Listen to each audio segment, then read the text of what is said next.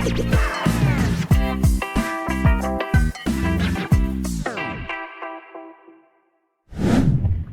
teman-teman Banyumas Lover, kembali lagi kita di studio Kejalar KM1 Banyumas. Wah, kali ini kita datangkan khusus spesial yang punya Jateng teman-teman. Nah, ini pertama kali ibu kesini ya.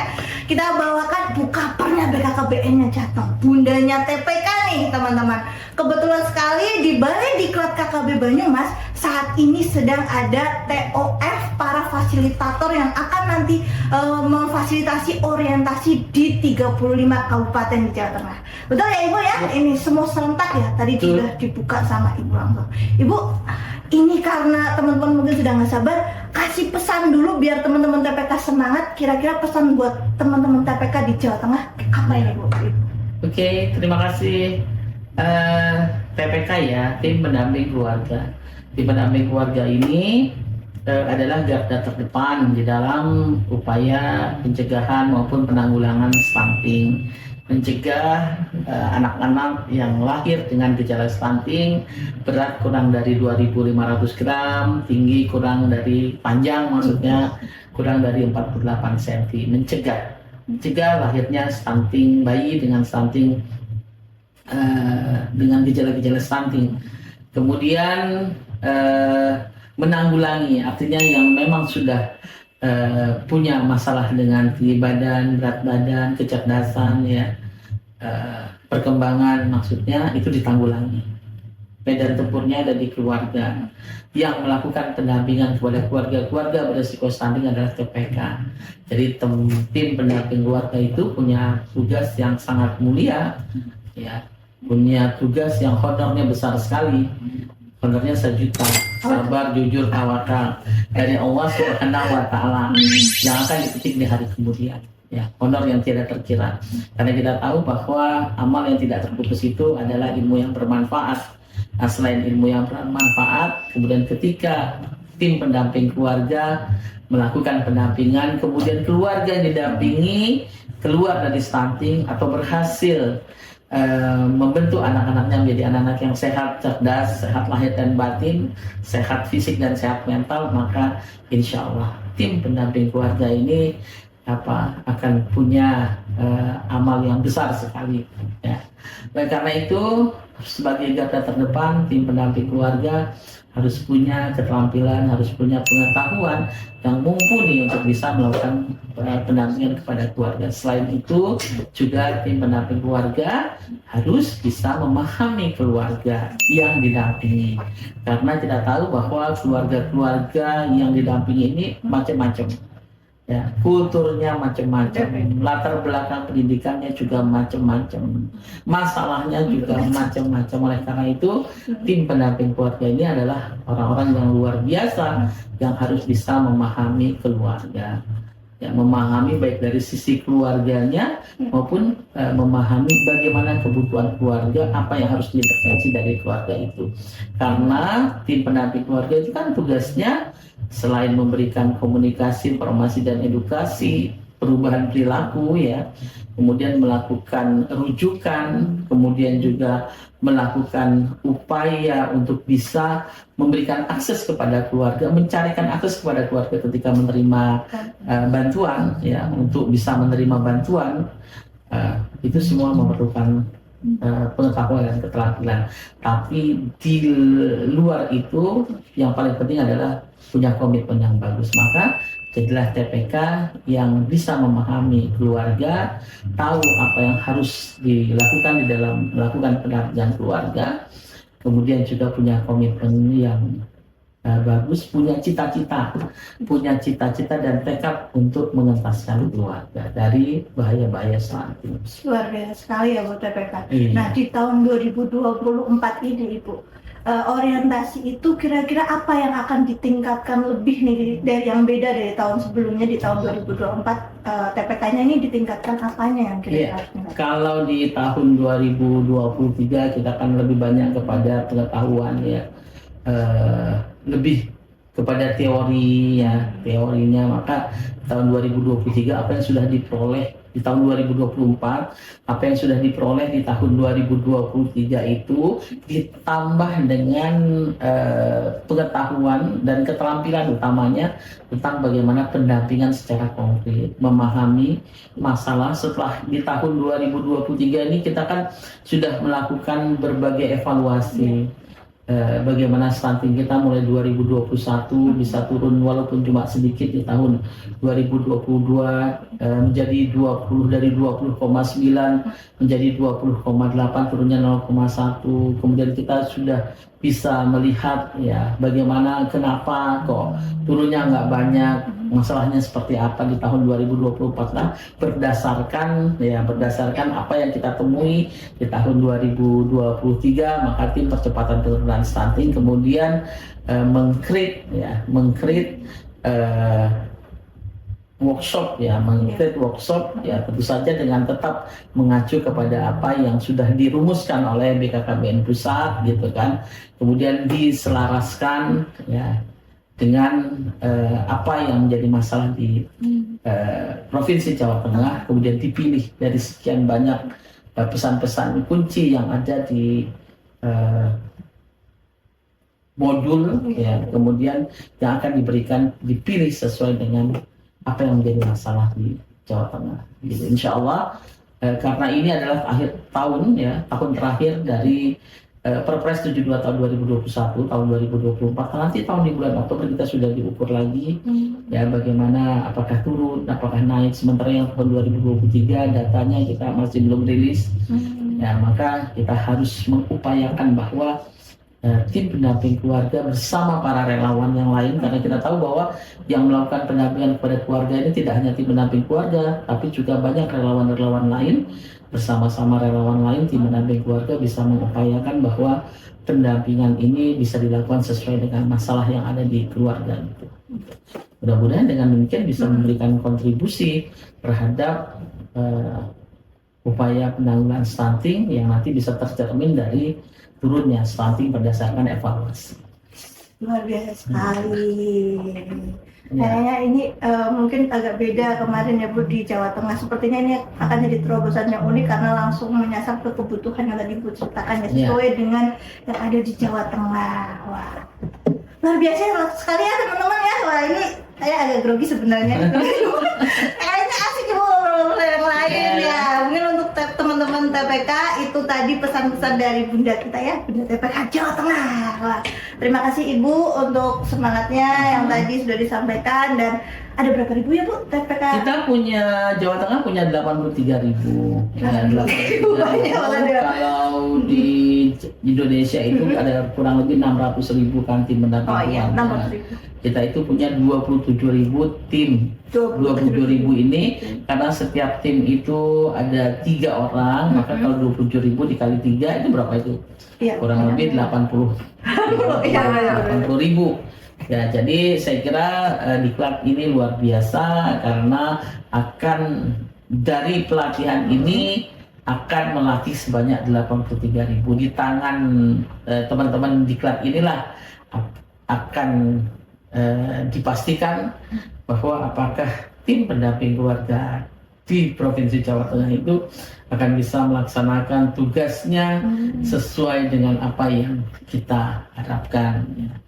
Mudah-mudahan, tapi saya percaya bahwa diklat BKKBN itu luar biasa. Insya Allah akan mencetak alumni diklat yang luar biasa. Terima kasih Ibu. Ya. Wah, dari 87 ribuan itu dalam waktu berapa ini Bu pelatihannya? Ini kan udah Februari, terus kata Ibu Ya, Oktober. kita berharap di bulan Maret itu sudah selesai semua.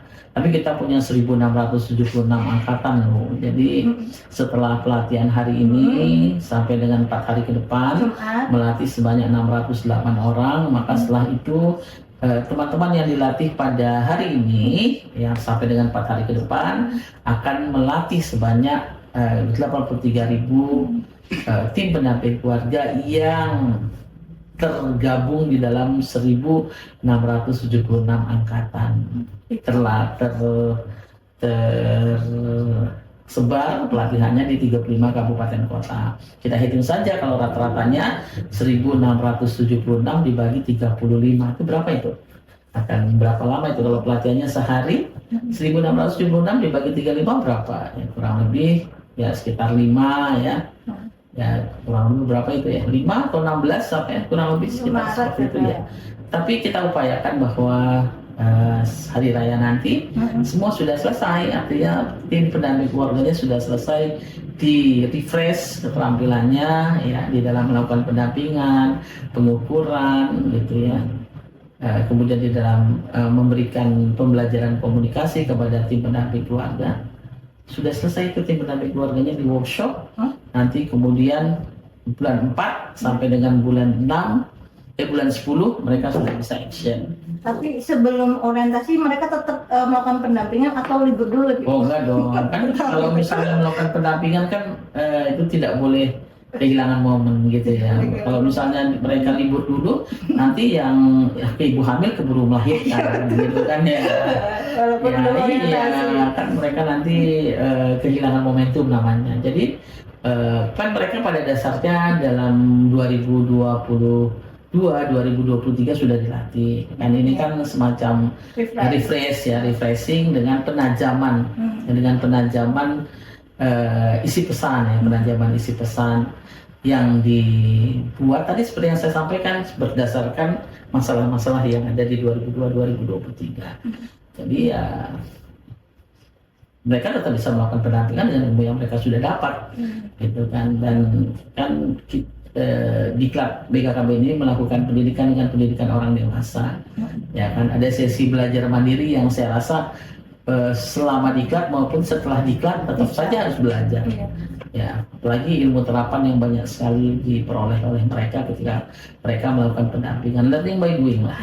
Ya. Belajar dari pengalaman tetap. Ya, pengalaman tetap. Ibu, saya tertarik tadi Ibu menyampaikan masalah yang ada di Jawa Tengah. Itu masalahnya apa? Ya, sebagai salah satu contoh. Begitu banyak masalah, tetapi sebagai salah satu contoh yang paling mudah. Artinya kalau secara pemberian nutrisi ini untuk ketersediaan nutrisinya sendiri, Jawa Tengah tuh nggak ada masalah karena kita provinsi yang punya protein hewani banyak. Ya. Untuk protein hewani loh, belum sayur mayur dan sebagainya ya. Telur banyak, wader banyak, lele banyak. Ya. Kan protein hewani tidak harus yang mahal-mahal. Ya kan, tidak harus salmon, tidak harus bebek, tidak harus ayam, tapi ikan juga banyak, lele dan sebagainya gitu kan. Secara ketersediaan itu ada, tapi kita tidak tahu nih apakah betul bahwa semua makanan sumber protein atau sumber nutrisi yang tersedia itu sudah sampai ke mulut atau sampai ke perutnya anak-anak berisiko stunting dengan baik. Sampai ke sasaran ya. Sampai ke sasaran. Yang jadi masalah adalah yang kita temui pengolahan ya, pengolahan makanan misalnya. Kemudian cara menyajikannya juga itu baru salah satu contoh ya. Belum lagi misalnya kalau anak-anak itu nggak mau makan misalnya, itu baru cara memilih makanan, mengolah makanan dan menyajikan makanan. Belum lagi kita tahu bahwa stunting itu tidak hanya terkait dengan persoalan ketersediaan makan, tapi stunting juga bisa disebabkan oleh pola asuh, ya kan? Juga bisa disebabkan oleh lingkungan, gitu kan ya. Nah, mungkin pemanfaatan air bersih, gitu ya. Lingkungan yang tidak baik menyebabkan anak-anak infeksi berulang, kemudian menyebabkan nutrisinya hilang karena muntah-muntah atau karena diare dan sebagainya. Belum lagi pola asuh yang keliru, misalnya sering bentak-bentak anak gitu kan, anaknya stres, nggak mau makan, lesu gitu kan, itu banyak hal yang jadi masalah gitu kan. Ada juga kita tahu bahwa banyak tim pendamping keluarga yang bagus, yang sudah bekerja dengan baik, tapi karena 83.000 itu terdiri dari macam-macam latar belakang, ada juga loh tim pendamping keluarga yang tidak paham bagaimana cara melakukan pendampingan dengan benar. Melakukan pendampingan iya, tapi cara melakukan pendampingan dengan benar, melakukan pendampingan sesuai dengan masalah yang ada pada keluarga, ya itu ada yang seperti itu. Oleh karena itulah, oleh karenanya workshop ini lebih segmentatif gitu ya, bisa membuat TPK itu bisa lebih segmentatif menghadapi masalah. Misalnya tim pendamping keluarganya itu berhadapan dengan catin, calon pengantin yang kekurangan gizi, yang kode tuh komplek kekurangan gizi karena misalnya usianya. ya ikatannya napasnya kurang gitu kan, misalnya ya, terus lingkungannya apa yang harus disampaikan gitu, apa yang harus diobrolin sama catinnya kan gitu. Kemudian ada mungkin keluarga berisiko stunting itu yang masalahnya mungkin karena mereka sebetulnya kehamilannya terlalu rapat, misalnya gitu kan. Nah, atau barangkali karena sudah tua masih hamil gitu kan. Kan di Jawa Tengah ini 1/4 dari mereka yang menikah itu bercerai, ya. Iya Bu. Iya, 1/4. Saya tadi mendapatkan datanya dari Luminor, itu 1/4 dari mereka yang menikah di Jawa Tengah itu bercerai. Nah, apakah ini ada akibatnya terhadap stunting? Ada nggak kira-kira? Ada nggak kaitan antara perceraian dengan stunting? Saya juga ada loh Bu. Nggak ada. Iya. Kita jangan berpikir bahwa itu kan masalah Kementerian Agama, bukan masalah tim pendamping keluarga gitu kan. Tidak. Setidaknya anak yang orang tuanya bercerai tidak mendapatkan pengasuhan yang baik, ya kan? Itu belum lagi mereka yang bercerai kemudian juga mau menikah lagi, kemudian menikah lagi karena seyogyanya para perempuan ketika menikah dengan seorang pria mau ada anak, gitu kan? Mau ada anak lagi, kebetulan bercerainya sudah lebih dari 35 usianya, akhirnya dia hamil lagi di usia yang sudah lewat 35. Jadi artinya dia hamil di usia yang sudah tua, gitu kan. Nah, jadi tim pendamping keluarga itu ketika akan mendamping keluarga harus tahu bagaimana keluarga itu sendiri seperti apa masalahnya.